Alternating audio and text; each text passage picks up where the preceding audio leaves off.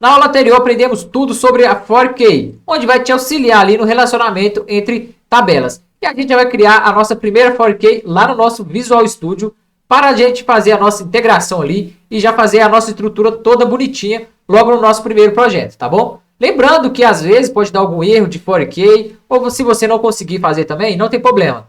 No nosso próximo módulo de importação de dados, vai ser tranquilo. Se você não conseguir fazer a for key, não vai ser necessário também. Só o nosso primeiro módulo aí, teste também, né? Então fica tranquilo se você não conseguir fazer. A gente vai conseguir seguir a sequência certinho. E nos próximos módulos mais avançados a gente vem e dá mais uma reforçada sobre isso. Então já vamos lá fazer a nossa primeira for key. Primeira coisa, você vai abrir o seu projeto, né?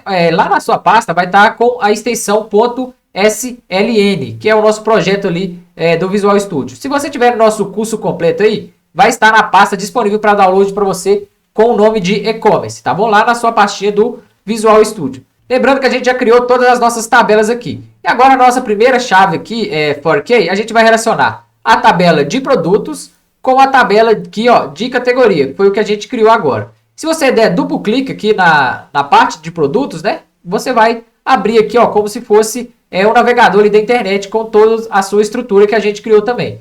E depois eu vou fazer o quê? Eu vou dar duplo clique também na tabela de categoria, para a gente fazer o relacionamento ali.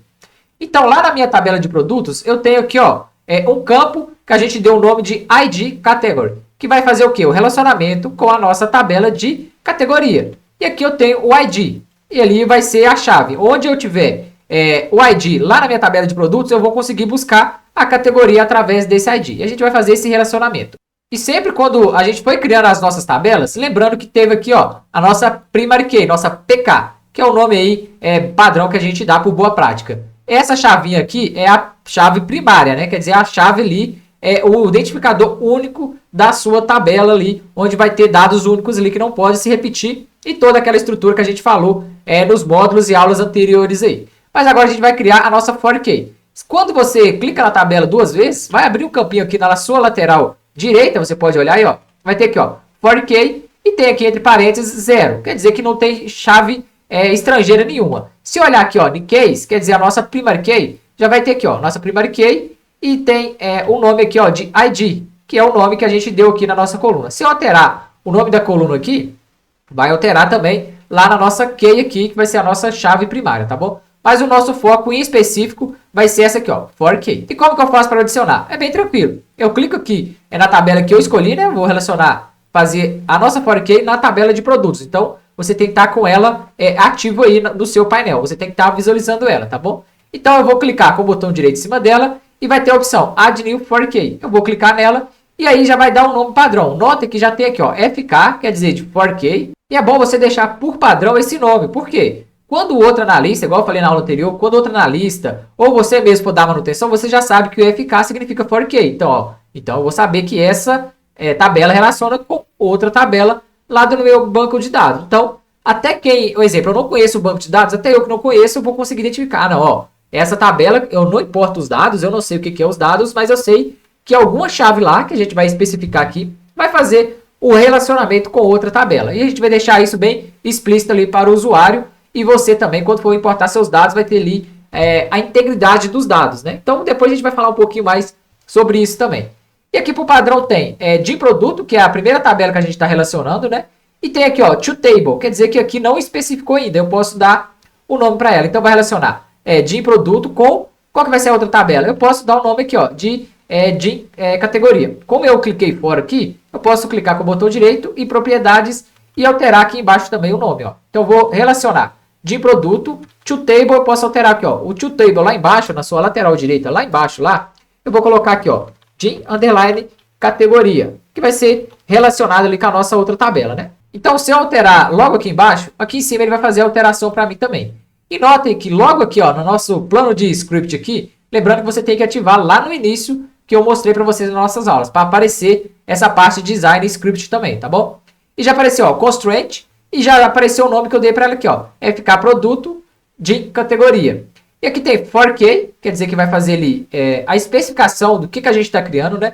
É a constraint, quer dizer o quê? A restrição ali do formato for key, que é a chave estrangeira. E vai relacionar qual que é a coluna que eu vou relacionar e qual que vai ser a outra coluna que eu vou fazer a referência. Isso a gente vai identificar bonitinho. Na dúvida, você pode clicar com o botão direito aqui e excluir. E ela vai sumir daqui abaixo também, né?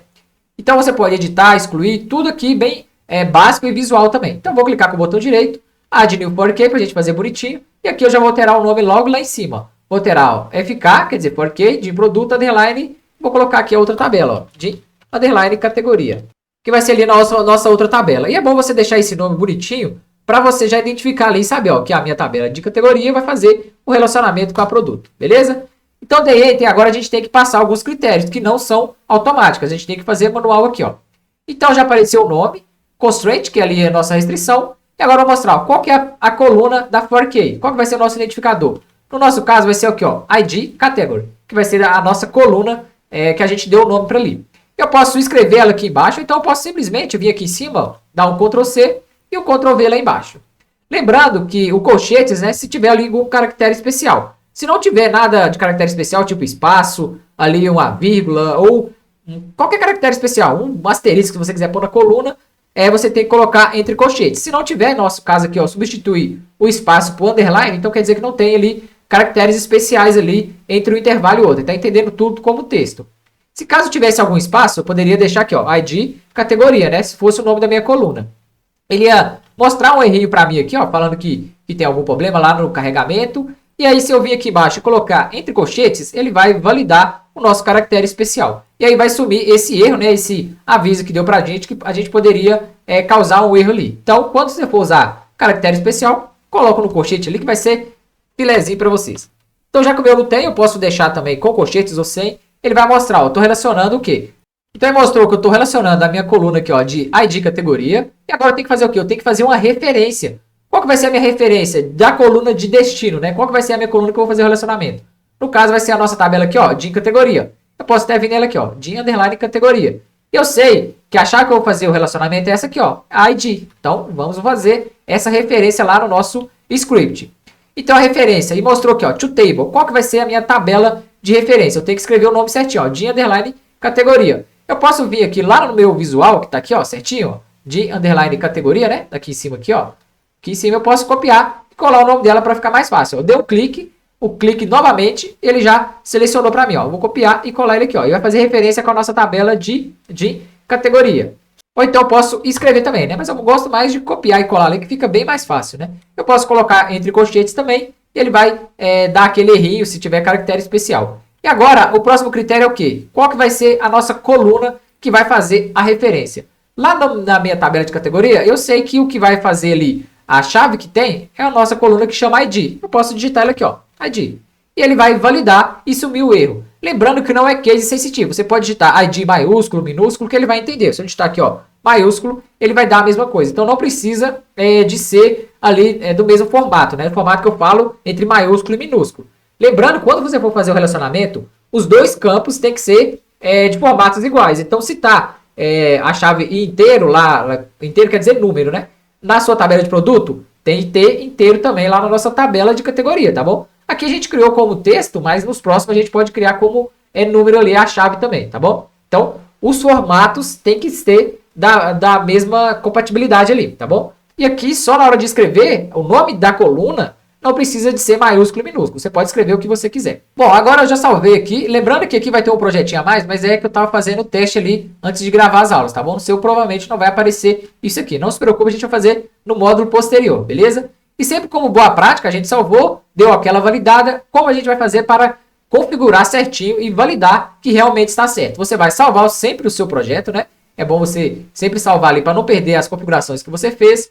E lá no ponto mais alto da sua solução, que é o nome principal que a gente deu ali de todo o nosso projeto, eu vou clicar com o botão direito e vou clicar em recompilar solução. Ele vai validar se está tudo ok, se a gente não tem erro nenhum, e aí ele vai validar e tudo certinho. Lá embaixo vai aparecer uma mensagem para você, falando que aqui, ó, recompilado, 2 bem-sucedidos, 0 falhou e 0 ignorado. Então quer dizer que está tudo ok. Tudo ali foi bem-sucedido. 2 quer dizer o quê? Que ele validou o nosso projeto de criação de tabela e esse outro projetinho de integration ali que eu fiz só para o nosso exemplo. Mas na próxima aula a gente vai fazer isso aí, próximo módulo, tá bom? Então ele validou, tá tudo ok. A gente já criou a nossa primeira constraint, nossa primeira ali restrição de chave estrangeira. Então tudo ok, salvou bonitinho e a gente já vai para a próxima aula, a gente vai criar todos os relacionamentos entre tabelas ali e depois a gente vem fechando com chave de ouro e já fazendo a integração ali, o upload automático dos nossos dados para o nosso SQL Server. Então fica aí, na próxima aula a gente vem criando mais for case para você fixar de vez o que é esses relacionamentos aí entre banco de dados, tá bom? Então